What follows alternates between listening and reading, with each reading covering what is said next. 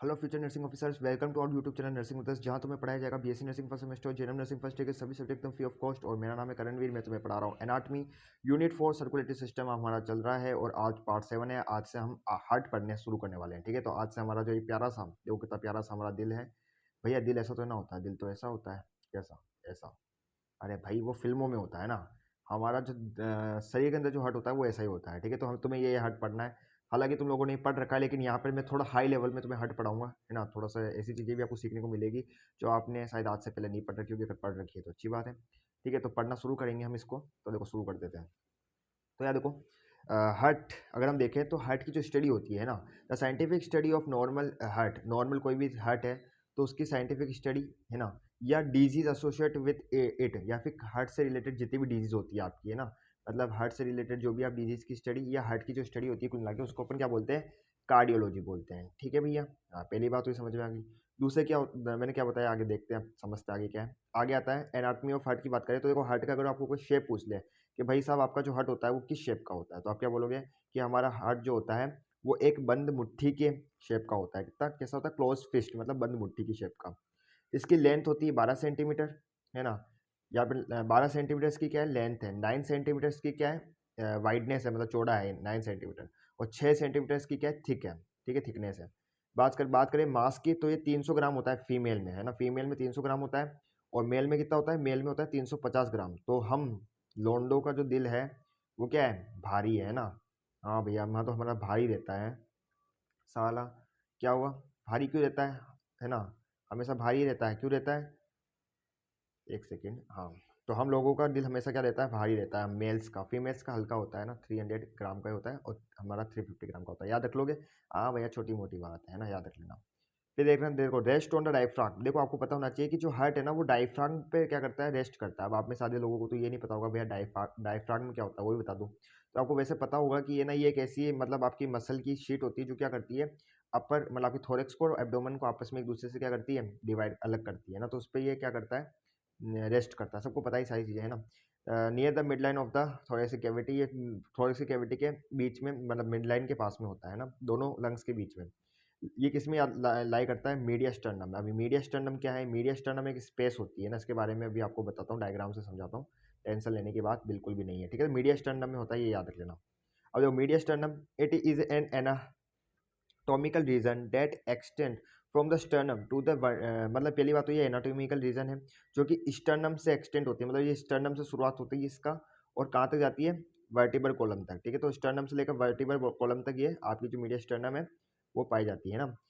From the first rib, कहाँ से? अब देखो ये तो हो गई इसकी चौड़ाई की बात। चौड़ाई कहाँ से कहाँ तक है? स्टर्नम से लेकर वर्टिब्रल रिब वहाँ तक, कॉलम तक। लंबाई की बात करें तो फर्स्ट रिब्स, जो पहली रिब है आपकी, पहली जो रिब है वहाँ से लेकर डायफ्राग्म तक ये लंबाई में है। ठीक है, अबाउट 2-3, ये बहुत इंपॉर्टेंट चीज़ है भैया, बहुत ज़्यादा इंपॉर्टेंट है ना, इसको याद रखना। क्या?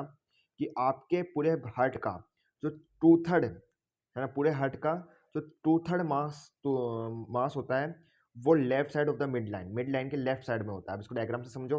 देखो यहाँ पर ये जो तुम्हें दिख रहा है ना, ये जो डॉट डेट मैंने व्हाइट व्हाइट कलर का डॉट डॉट बना रखा है ना, ये है मीडिया स्टर्नम। ये पूरी मीडिया स्टर्नम है ना, स्टर्नम से लेकर पीछे एब्डोमिनल तक। अगर तुम्हें डायग्राम दिख रहा होगा, है ना, इसको जरा जूम करना तुम लोग, है ना, इसको जूम करना। मैं यहाँ पे जूम नहीं कर सकता हूँ, मेरे पास फंक्शन नहीं है यहाँ पे, है ना।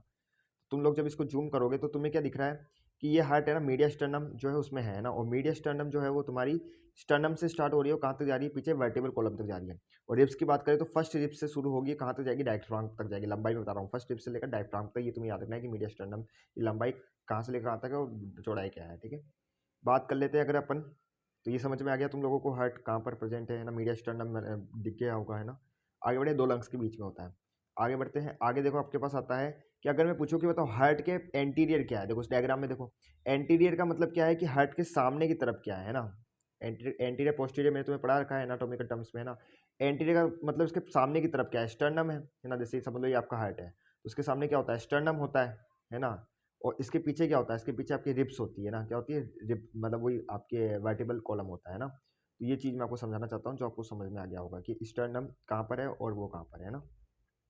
तो स्टर्नम कहाँ है, वर्टिबल कॉलम कहाँ है? पोस्टीरियर एंटीरियर याद रख लेना। इसके अलावा लेटरल में क्या होंगे? इसके लेटरल में रिब्स होगी। जैसे ये हार्ट है ना, तो इसके साइड में इस तरीके से क्या आती है? रिब्स आती है, नहीं आती है? देखो इस तरीके से रिब्स, इस तरीके से आती है रिब्स, आती है ना, ऐसे।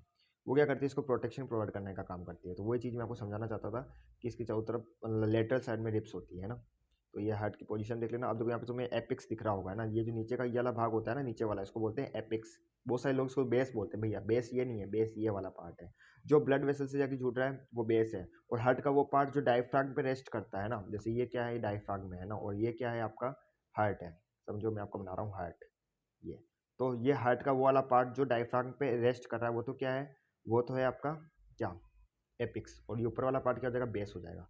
तो ये चीज़ है जो कुछ समझाना चाहता हूँ, तुम लोग समझ गए होंगे है ना, समझ गए ना, हाँ भैया समझ गए। भैया आपने ऐसा हार्ट क्यों बनाया, ताकि मुझे बनाने में आसानी हो, है ना।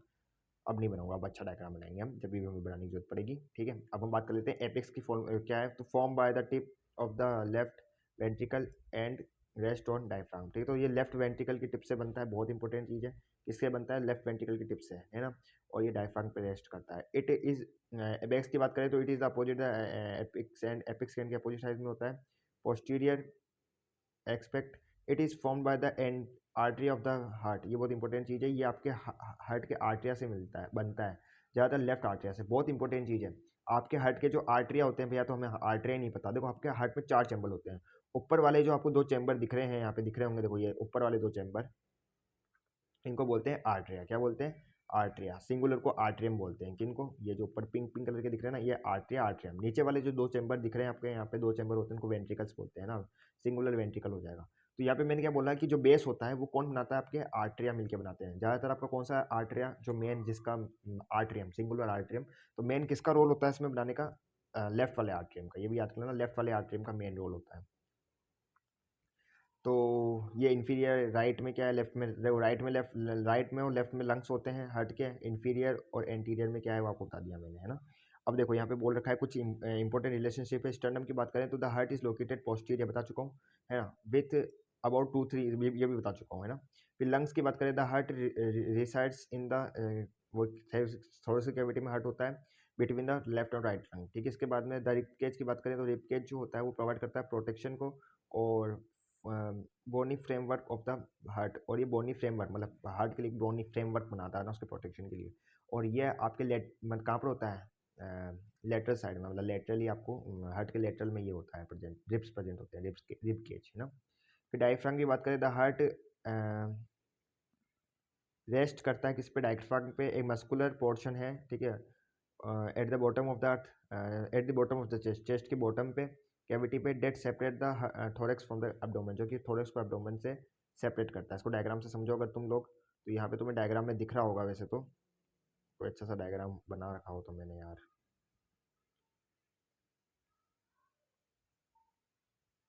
डायग्राम नहीं लिया था का, लिया था यार, हमें याद है, तो कुछ और आ गया। समझो हम यहाँ पे बना लेते हैं। यहाँ पे आपके पास क्या होता है, यहाँ पे एक मस्कुलर शीट होती है ना, उसको बोलते हैं डायफ्राम। क्या बोलते हो आप लोग, डायफ्राम। देखो इस तरीके से, तो ये हार्ट इस पे रेस्ट करता है ना, ये आपको समझाना चाहते थे हम। इतना मोटा नहीं होता, वो तो हमने बनाने के लिए आपको बताया है, डायग्राम में दिख नहीं रहा होगा, है ना। आगे बढ़े, हाँ भैया बढ़ो।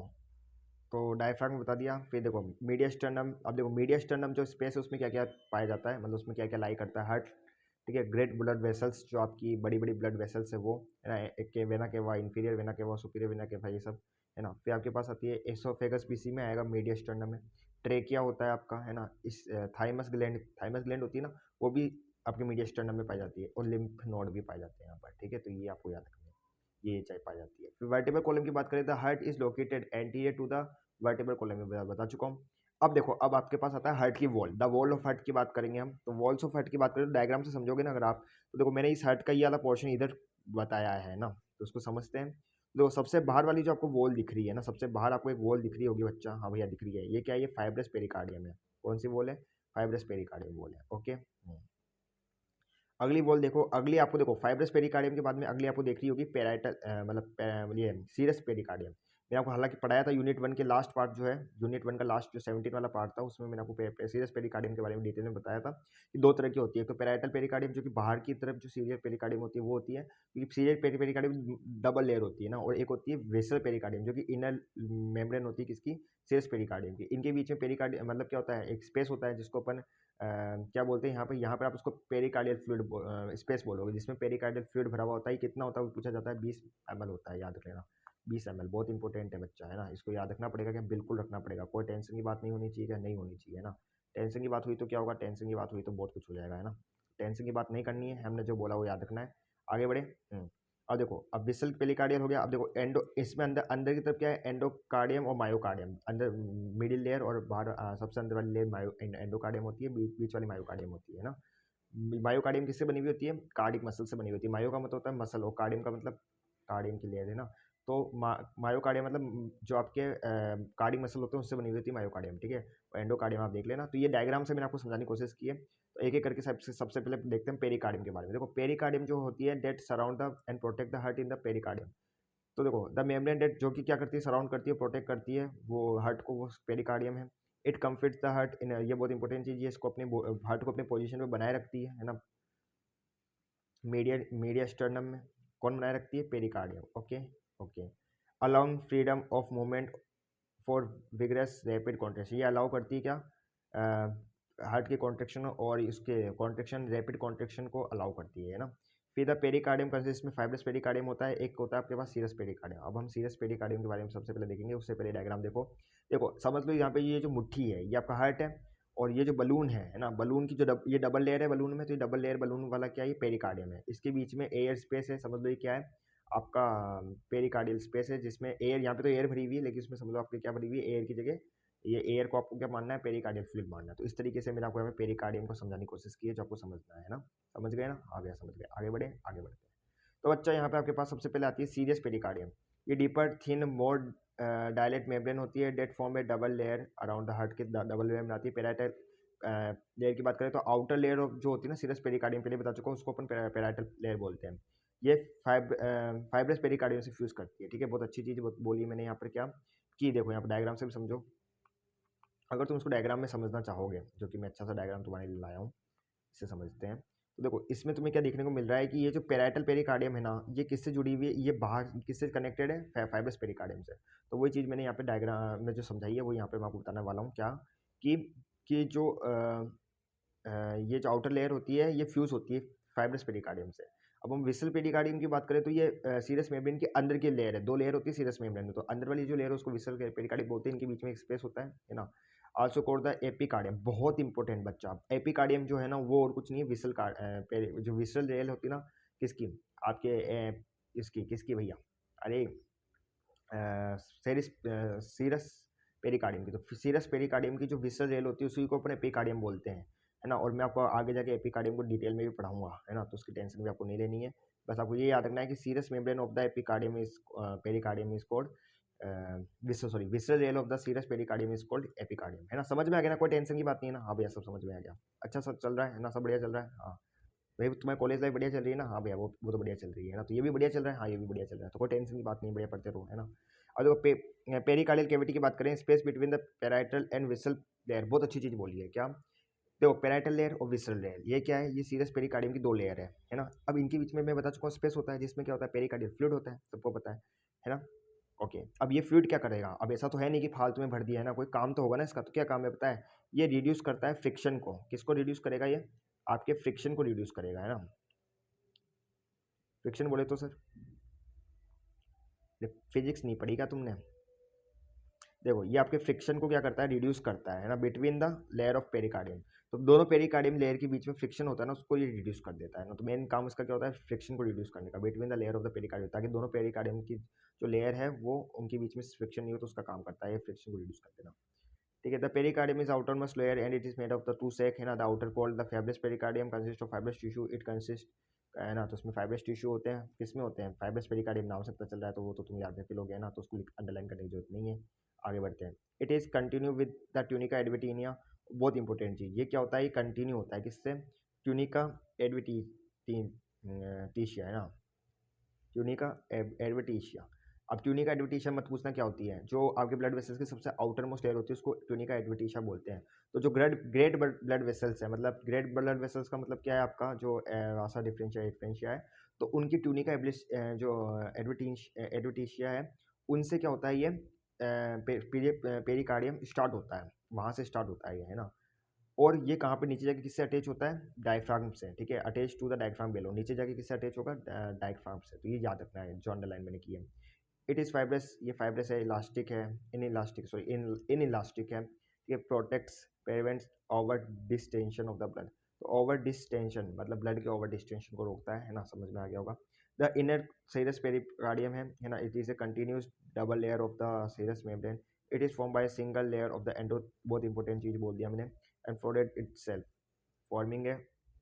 जो यहाँ पे जो मेन चीज़ें बता रहा हूँ वो सब सारी हमारी याद नहीं रखनी है। तो क्या याद रखना है यहाँ पर कि भाई जो पेरिकार्डियम है ना, वो ट्यूनिका एडवेंटिशिया से शुरू होता है, नीचे डायफ्राम से अटैच होता है। ये क्लियर हो गया। अब ये क्या होता है इसके, ये देख लेना तुम इसके कैरेक्टरिस्टिक्स। इसके बाद में जो सीरियस पेरिकार्डियम जो होता है वो डबल लेयर होती है, तो सबको पता होना चाहिए, ठीक है। इसके अलावा ये किससे बनी हुई होती है, सिंगल लेयर ऑफ, ये भी याद रखना, सिंगल लेयर ऑफ किससे बनी हुई होती है, single layer of endothelial tissues है ना, एंडोथीलियल सेल्स है। अब double membrane around the heart which N enclose space in between the layer. इसमें क्या होता है, ये क्या है, डबल मेम्ब्रेन है और हार्ट के अराउंड, जो कि ये डबल मेम्ब्रेन बनाती है ना, कौन, पेरिकार्डियम है ना, सीरस पेरिकार्डियम, जो कि क्या है आपका, सीरस पेरिकार्डियम की बात चल रही है यहाँ पर, है ना। तो बिटवीन द लेयर है ना, उसके बीच में स्पेस होता है। सिमिलर अरेंजमेंट, ऐसा कैसा, मैं आपको बता चुका हूँ। हालांकि मैंने जब आपको सीरस मेम्ब्रेन बताया था तो मैं आपको बताया था कि ऐसा का ऐसा जो अरेंजमेंट है वो कहाँ पे देखने को मिलता है, प्लूरा में देखने को मिलता है। प्लूरा मतलब, अब तुम लोग बताओगे प्लूरा मतलब क्या होता है, भैया यहाँ पे लिखा हुआ है लंग्स होता है ना, तो लंग्स सही है। तो लंग्स के चारों तरफ भी आपको एक ऐसा का ऐसा अरेंजमेंट सीरस पेरिकार्डियम में देखने को मिलता है, जिसमें दो सीरस पेरिकार्डियम की लेयर होती है, पैराइटल और विसरल, दोनों के स्पेस होता है, जिसको प्लूरल स्पेस बोलते हैं, जिसमें फ्लूइड भरा हुआ होता है, वो भी फ्रिक्शन से बचाता है लंग्स को, लंग्स में फ्रिक्शन नहीं उससे बचाता है ना। तो वो की वो चीज़ यहाँ पे हार्ट में भी आ गई। The inner layer called the visceral pericardium, है ना, इस फ्रेम भी अटैच टू द मायोकार्डियम। बहुत इंपॉर्टेंट चीज है कि जो विसल पेरिकार्डियम है वो मायोकार्डियम से जुड़ी हुई होती है। ओके ओके, तो डायग्राम में देखेंगे एक बार, तो डायग्राम में देखो, ये विसल पेरिकार्डियम है, ये आपकी जो मायोकार्डियम है कौन सी, ये वाली लेयर है, ये मायोकार्डियम है ना। तो इससे ये विसल पेरिकार्डियम अंदर से जुड़ी हुई है, नहीं जुड़ी हुई है, हाँ। और ये पैराइटल पेरिकार्डियम किससे जुड़ी हुई है, ये आपके फाइब्रस पेरिकार्डियम से जुड़ी हुई है ना। तो ये भी याद रखने वाली चीज है कि कौन किससे जुड़ा हुआ है ना। The outer layer called the parietal pericardium lies the fibrous pericardium about 20 ml of the, बता चुका हूँ इसमें 20 ml lubricating fluid होता है, pericardium fluid होता है, lie between two layers so that a heart can beat without rubbing against the fibrous pericardium। ताकि जब आपका हार्ट ऐसे ये फ्लूइड क्या करता है, जैसे समझ लो आपका हार्ट बीट कर रहा है, तो जब बीट करेगा है ना, धड़केगा, तो वो रब नहीं हो, मतलब रबिंग वही फ्रिक्शन नहीं हो, ठीक है, अगेंस्ट द फाइब्रस पेरिकार्डियम के अगेंस्ट उसका फ्रिक्शन नहीं हो, रबिंग नहीं हो, इसलिए होता है ना। तो ये समझ में, मेन इसका मतलब ये है कि जो पेरिकार्डियल दोनों दोनों पेरिकार्डियम है ना, लेयर उनके बीच में फ्रिक्शन नहीं हो, इसलिए होती है, फ्लूइड होता है ना। लेयर ऑफ द हार्ट, तो द हार्ट वॉल ऑफ, सबसे पहले एपिकार्डियम आता है, और एपिकार्डियम मैंने आपको बता दिया यहाँ पे, हालांकि कि जो आपकी ये है कौन सी लेयर है, बताया था मैंने आपको, यहाँ पर देखो यहाँ पे लिखाया था क्या, कि जो विसरल लेयर होती है सीरस पेरिकार्डियम की, वही एपिकार्डियम कहलाती है ना। तो बस वही चीज़ है यहाँ पर। अब एपिकार्डियम उस डिटेल में देखें तो एक्सटर्नल लेयर है हार्ट की, एपिकार्डियम इज, वो जो विसरल लेयर होती है सीरस पेरिकार्डियम की, उसको एपिकार्डियम बोलते हैं। Epicardium is composed of two tissue layer, और outer most the visceral layer of the serous pericardium composed of mess. ये तो यहाँ पे बहुत अच्छी अच्छी चीज़ें जो मैं बताना चाहता हूँ वो देखना, पहले बताओ एक्सटर्नल होती है, ठीक है। इसमें ना 2 टिश्यू लेयर होते हैं, एक आउटर मोस्ट होती है ना, जो कि किसी कंपोज होती है मेसो थीलियम के ना। तो देखो एपिकार्डियम जो है ना, वो भी दो लेयर से, मतलब दो तरह के आपके टिश्यू से मिलकर बनती है, टू तरह के टिश्यू की लेयर से मिलकर बनती है। एक तो आउटर मोस्ट लेयर होती है एपिकार्डियम में, जो कि किससे मिलके बनती है, मेसोथीलियम टिश्यू से, है ना, कंपोज होती है। एक आती है आपके पास एंडोथीलियम, इंडरमोस्ट, ठीक है। तो ये मेसोथीलियम के बीच में होती है ना, मतलब मेसोथीलियम के नीचे होती है, मेसोथीलियम के बाद में आती है। Is a variable layer of delicate fibro elastic tissue, इसमें फाइब्रो इलास्टिक टिश्यू होते हैं, एंड एडिपोज टिश्यू होते हैं। The epicardium consist blood vessels, इसमें ब्लड वेसल्स भी होती है, लिम्फेटिक और vessels that support the myocardium, जो कि मायोकार्डियम सपोर्ट करता है। तो ये चीज़ें आपको याद रखने वाली चीज़ें हैं। आगे बढ़ते हैं। मायोकार्डियम, एपिकार्डियम हो गया, हाँ भैया हो गया। मायोकार्डियम पढ़े, हाँ भैया पढ़ो। मायोकार्डियम मिडिल लेयर है, it is compose of the cardiac muscle tissue, इसमें कार्डिक मसल टिश्यू, देखो एक चीज़ बता देता हूँ मैं आपको, वैसे बता चुका हूँ, नहीं अगर आपने नहीं लिखा तो लिख देना, मसल। मायो का मतलब होता है मसल, और कार्डियम का मतलब हार्ट। तो मतलब मायोकार्डियम मतलब ऐसी लेयर जो कि क्या है, मसल की बनी हुई है, उसको अपन क्या बोलेंगे, मायोकार्डियम। ठीक है, तो ये मसल बता दिया मैंने आपको। It composed of the cardiac muscle tissue, ये आपको किस में लिखना है, ये आपको लिखना है एनाटॉमिकल टर्म में। ठीक है, तो इसका it compose of the cardiac muscle tissue, ये कार्डिक मसल टिश्यू से कंपोज होती है। Myocardium is responsible for pumping action of heart. तो ये बहुत इंपॉर्टेंट चीज बोली है क्या, कि हार्ट का जो पंपिंग एक्शन होता है ना, मतलब हार्ट का जो पंप करने वाला एक्शन होता है, उसके लिए कौन रेस्पॉन्सिबल होता है, आपका मायोकार्डियम। ठीक है, इट मेकअप, बहुत इंपॉर्टेंट चीज है, 95% of the heart wall.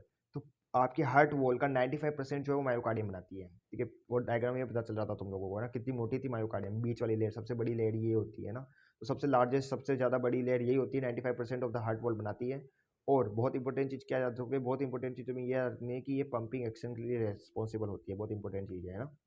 Okay, अब देखो, myocardium is the specialised cardiac muscle found only in the heart. ये एक मायोकार्डियम स्पेशल टाइप का आपका कार्डिक मसल भी होता है, स्पेशलाइज्ड कार्डिक मसल भी होता है जो पाया जाता है हार्ट में। It is stated like skeletal muscle, लेकिन ये ना वॉलंटरी कंट्रोल नहीं होता। देखो आपकी जो मसल्स है ना, वो आपके कंट्रोल में है, हाथ के मसल्स हो, पैर के मसल्स हो, लेकिन हार्ट के मसल्स कभी आपके कंट्रोल में नहीं होते। हालांकि मसल्स है लेकिन फिर भी कंट्रोल में नहीं है आपके। क्या आप अपने हार्ट को धड़कते हुए रोक सकते हो? ठीक है, अगर ऐसा होता ना, तो अगर आपको मन करता कि यार चलो हार्ट को रोका जाए, और आप गलती से रोक लेते, तो भैया आप खुद दुनिया से रुक जाते हैं ना, भैया आपकी सांसें रुक जाती है और आप सलट जाते हैं। इसलिए भगवान ने क्या किया, आप इसको इनवॉल्यूंटरी बनाया है, मतलब इसको कंट्रोल करना आपके हाथ में नहीं है ना। हाँ, वैसे भी भैया हमारा हार्ट हमारे कंट्रोल में होता भी नहीं है, इधर चला मैं उधर चला, ठीक है, फिर फिसल जाता है। कभी इधर फिसलता है, कभी उधर फिसलता है, फिर धोखा खा के बैठ जाता है ना। फिर हम सुनते हैं अरिजीत सिंह के गाने। तो इससे बढ़िया क्या करें, इससे बढ़िया ये करें कि करियर पे फोकस करें और ऐसी चीज़ों में ना पड़े, है ना। इसमें वित्तीय जोखिम शामिल है ना, इसमें वित्तीय जोखिम शामिल है, इसकी आदत रख सकती है और करियर भी बर्बाद हो सकता है। ठीक है, तो फोकस ऑन दी स्टडी, है ना। ये समझ गए ना, हाँ भैया समझ गए, आगे बढ़े। हाँ, नींद तो नहीं आ रही किसी को? हाँ भैया नहीं आ रही है ना, वो इजी चीज़ें हैं यार, मुझे पता तुम में से ऐसे चीज़ों, लोगों को ये चीज़ें पता है, इसलिए तुम्हें नींद आ रही होगी। क्या भैया बेसिक बेसिक बता रहे हो, मुझे पता है ना। It is stand like skeletal muscles but, है ना, बता दिया तुम्हें। Each cell has a nucleus and one और more branches and is rich in mitochondria to supply. देखो, हर फाइबर सेल के पास एक न्यूक्लियस होता है ना, एक या एक से ज़्यादा ब्रांचेस होती है, और बहुत इंपॉर्टेंट चीज, इनके पास माइटोकॉन्ड्रिया होते हैं जो कि एनर्जी सप्लाई करते हैं ना, एनर्जी के लिए। द मायोकार्डियम, देखो यहाँ पे ऐसे अगर आप बुक की रैंक देखोगे ना, तो बहुत सारी रामायण लिखी हुई है, सारी चीज़ें नहीं बता रहा, जो इंपॉर्टेंट चीज़ है वही बता रहा हूँ।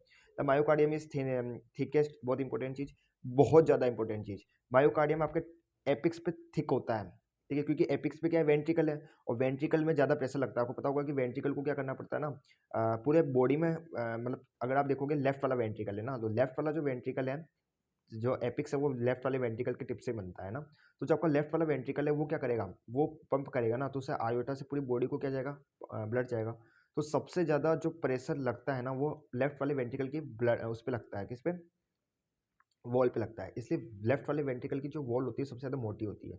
तो वही चीज़ यहाँ पे बोल रखी है कि जो मायोकार्डियम होती है सबसे ज़्यादा थिक कौन सी होती है, एपिक्स पे। और एपिक्स कहाँ पर है, लेफ्ट वेंट्रिकल पे, तो उसको रट्टा तो ना मारोगे, समझ लोगे, ठीक है। एंड थिन होती है जैसे जैसे आप बेस की तरफ जाते हो, क्योंकि बेस में क्या है, आर्टरीज है, और आर्टरीज का काम क्या होता है, बस ब्लड को वेंट्रिकल तक पहुंचाना। तो उनको इतना प्रेशर नहीं झेलना पड़ता, उनकी उनकी जो वॉल है ना, उन पर ज़्यादा प्रेशर नहीं पड़ता, इसलिए उनकी जो वॉल होती है वो क्या होगी, थिन होगी, है ना। Running towards the myocardium is the network of specialized conductive fibers responsible for transmitting the heart signal signals. ठीक है, तो running through the myocardium is the network of specialise conductive fibre. तो यहाँ पे जैसे आप मायोकार्डियम में क्या करते हो, चलते हो, तो आपको क्या देखने को मिलता है, एक स्पेशलाइज कंडक्टिव फाइबर्स का आपको नेटवर्क देखने को मिलता है ना। क्या करने के लिए, इलेक्ट्रिकल सिग्नल्स को ट्रांसफर करने के लिए हार्ट में। अभी इलेक्ट्रिकल सिग्नल्स के कारण ही आपका हार्ट क्या करता है, इम्पल्स होते हैं ये, इनके कारण ही आपका हार्ट क्या करता है, धड़कता है ना, धड़क धड़क, है ना, दिल धड़क धड़क करता है तुम्हारा, है इनकी वजह से करता है। फिर specialise muscle cell in the wall of the atria secrete the hormone atrial natriuretic peptide, है ना। तो ये एक आर्ट्रियूरेटिक पेप्टाइड, ठीक है, ANP, है ना, ये हार्मोन निकालता है। बहुत इंपॉर्टेंट बोल रहा हूँ क्या, कि यहाँ पर आपके पास muscle cell, specialise muscle cell होती है, किसमें, वाल में, आर्ट्रिया की वाल में। किसकी वाल में, ये भी याद रख लेना भैया, वेंट्रिकल की वाल में नहीं बोल रहा मैं, किसकी वाल में बोल रहा हूँ, मतलब आपके आर्ट्रिया की वॉल में। तो जो आर्ट्रिया होते हैं, मतलब आर्ट्रियम, दोनों आर्ट्रियम, उनकी वॉल में स्पेशलाइज मसल सेल होती है, क्या होती है, स्पेशलाइज मसल सेल होती है, जो कि क्या करती है, हार्मोन निकालती है, आर्ट्रियल आर्ट्रियूट्रिक पेप्टाइड, ठीक है। तो ये हार्मोन है आर्टेरियल आर्टरीयूट्रिक पेप्टाइड, और भाई साहब बहुत इंपॉर्टेंट चीज़ है ना, ANP इसका शॉर्ट फॉर्म आप लिख सकते हैं। एंडोकार्डियम की बात करें तो the inner most layer, thin layer of the of endocardium, it provide, ये सबसे इनर मोस्ट लेयर होती है, और थिन लेयर होती है ना एंडोथीलियम की। बहुत इंपॉर्टेंट चीज़ किसकी होती है? एंडोथीलियम की। ओके, ये चीज़ याद रख लेना है। ओके ओके ओके ओके, आगे बढ़े क्या? बढ़ो, हम तो तैयार है भैया, आप आगे बढ़ो, ठीक है। एक बार ये अंडरलाइन हो जाए फिर बढ़ते हैं ना। It provide a smooth lining for the chambers, बहुत इंपॉर्टेंट चीज, चैम्बर्स के लिए स्मूथ लाइनिंग प्रोवाइड करेगी, बहुत इंपॉर्टेंट चीज बोल रहा हूँ, स्मूथ लाइनिंग है ना। और provide of the heart and valves, यहाँ पे याद रखना कि वॉल्व्स के लिए भी है ना, कवर द वॉल्व्स। पूछा जा सकता है in which of the following layer cover the valves, ये एमसीक्यू क्वेश्चन बन सकता है ना, एमसीक्यू क्वेश्चन। याद रखना कौन होती है आपकी, कौन सी? एंडोकार्डियम है ना। The smooth muscle lining minimise the surface friction as blood pass through the heart. देखो एक चीज़ बात बताता हूँ मैं आपको, जब आपका ब्लड जो होता है ना, ब्लड वो हार्ट में भी पास तो करेगा, और फ्रिक्शन मतलब स्पीड के साथ करेगा, तो हार्ट की वॉल के साथ ब्लड का फ्रिक्शन जनरेट होगा। ऑब्वियसली बात है, कोई भी चीज़ अगर तेजी से फ्लो कर रही है तो फ्रिक्शन तो कहीं ना कहीं जनरेट होता ही है ना। तो फ्रिक्शन को कम करने के लिए, मतलब फ्रिक्शन को मिनिमाइज करने के लिए, हार्ट के वॉल और ब्लड के बीच में जो फ्रिक्शन है उसको मिनिमाइज करने का काम कौन करता है? आपकी एंडोकार्डियम करती है ना। ये दे रखा है कि जो स्मूथ एंडोथीलियल इसमें स्मूथ एंडोथीलियल लाइनिंग होती है, किस पे? एंडोकार्डियम में है ना, स्मूथ एंडोथीलियल लाइनिंग होती है, जो क्या करती है? आपके ब्लड और वॉल के बीच में जो फ्रिक्शन है उसको मिनिमाइज करती है ना।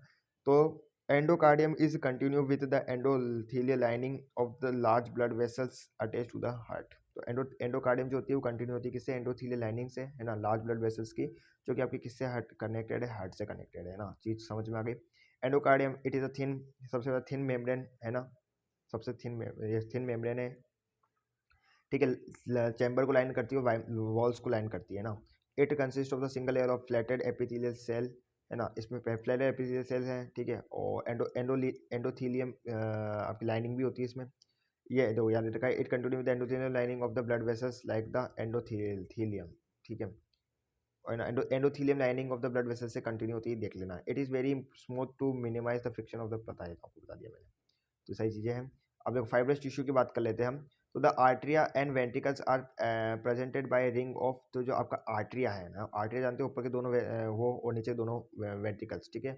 तो ये सेपरेटेड, ये आपस में एक दूसरे से सेपरेट होते हैं, ठीक है, बाय रिंग, एक रिंग ऑफ फाइबरस टिश्यू। मतलब आर्ट्रिया और वेंट्रिकल्स आपस में एक दूसरे से क्या होंगे? सेपरेट होंगे, एक फाइब्रस टिश्यू की रिंग से। अब इस फाइब्रस टिश्यू की रिंग को अपन क्या बोलते हैं? बस याद रखना कि आर्ट्रिया और वेंट्रिकल आपस में सेपरेट होते हैं फाइब्रस टिश्यू की रिंग से, जिसको अपन क्या बोलते हैं बच्चा? जिसको हम बोलते हैं fibrous skeleton of the heart, ठीक है। विच कैन नॉट, ये ना, ये जो फाइब्रस स्केलेटन है ना, ये इलेक्ट्रिकल इंपल्स को कंडक्ट नहीं कर सकता है ना, जो इंपल्स आएंगे इलेक्ट्रिकल इंपल्स को कंडक्ट नहीं करेगा। तो this act in insulating layer between the upper and the lower chamber. अब देखो इलेक्ट्रिकल इंपल्स को नहीं करता, मतलब ये क्या? इंसुलेटिंग लेयर है। तो ये एक इंसुलेटिंग लेयर होता है किसके बीच में? आर्टरी और वेंस के बीच में। बहुत इंपॉर्टेंट चीज़ है ना। पूछा जा सकता है विच of the following is insulating layer between artery and chambers. ये एक, भाई साहब याद रख लेना, ये एमसीक्यू क्वेश्चन बन सकता है ना, कि आर्टरी और वेंट्रिकल्स के बीच में इंसुलेटिंग लेयर का काम कौन करता है? तो याद रखना कौन करती है? आपके फाइब्रस टिश्यू करती है, ठीक है, fibrous tissue in the heart, ठीक है। सो डेट इलेक्ट्रिकल एक्टिविटी जो है वो क्या करे? पास करे आर्टरिया से, वेंट्रिकल से में इलेक्ट्रिकल एक्टिविटीज पास करे बाई, मतलब किसके जरिए? Fibres of the specialise conducting pathway, है ना। तो जो स्पेशल आपके फाइबर्स कंडक्टिंग पाथवे, मतलब आपके हार्ट में है ना, फाइबर्स का एक पाथवे होता है, तो उन स्पेशल जो पाथवे है फाइबर्स का, उन्हीं से इलेक्ट्रिकल इंपल्स जाते हैं, हर कहीं से नहीं जाएंगे, है ना। तो ये जो आपके है ये जो होता है ना, ये जो आपका बोल रहा हूँ फाइब्रस स्केलेटन, ये क्या करता है? ये बेटा आपका एट्रिया और वेंट्रिकल के बीच में एक इंसुलेटिंग लेयर का प्रोवाइड करता है, ताकि जो इम्पल्स है वो उस पाथवे से ही जाए, हर कहीं से नहीं चले जाए ना, डायरेक्ट नहीं जाके कहाँ से जाए? पाथवे से जाए, जो फाइबर के पाथवे है।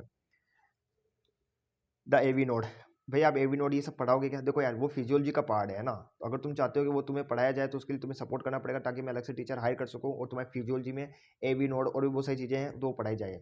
हालांकि अभी तक हार्ट कंप्लीट नहीं हुआ, अभी तो हमें हार्ट का पूरा सर्कुलेटरी सिस्टम पढ़ना है ना, कोरोनल, जिसको हम सर्कुलेशन बोलते हैं, हार्ट के जो सर्कुलेशन होता है उसको कोरोनल सर्कुलेशन बोलते हैं।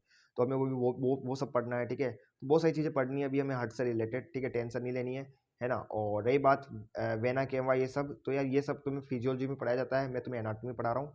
तुम क्या चाहते हो? तुम एनाटॉमी में फिजियोलॉजी पढ़ा दूँ? भाई ऐसा नहीं हो सकता है ना। उसके लिए तुम्हें सपोर्ट करना पड़ेगा। हो सकता है मैं ये सोच रहा हूँ कि तुम्हें फिजियोलॉजी के अलग से टीचर हायर किया जाए, तो यार लेकिन वो तभी होगा जब तुम लोग सपोर्ट करोगे, तो सपोर्ट करना है यार बस। तुम लोग सपोर्ट नहीं कर रहे हो, सब्सक्राइब नहीं करते हो तुम में ज़्यादा से ज़्यादा जने। तुम्हारे लिए, तुम्हारे भले के लिए कर लो, और क्या है। तो भाई आज के लिए इतना ही था, है ना। इस वीडियो नोट्स में प्रयोग किया गया सामग्री स्टडी मटेरियल डायग्राम और कॉन्टेक्स्ट केवल एजुकेशन पर्पस के लिए है। इसका उद्देश्य छात्रों की पढ़ाई को आसान और प्रभावी बनाना है। कुछ सामग्री मेरे द्वारा तैयार की गई है, कुछ विभिन्न पुस्तकों, ऑनलाइन रिसोर्सेज या अन्य शैक्षिक सामग्री से ली गई है। मैं इस सामग्री पर कोई भी कॉपीराइट ओनरशिप का या कॉपीराइट दावा नहीं करता। ये सामग्री केवल नॉन कमर्शियल एजुकेशन यूज़ के लिए है। अगर इसमें किसी भी प्रकार की किसी भी प्रकार की कॉपीराइट सामग्री जान जाने में हो गई है, तो उसका श्रेय क्रेडिट मूल्य लेकर प्रकाशक को जाता है।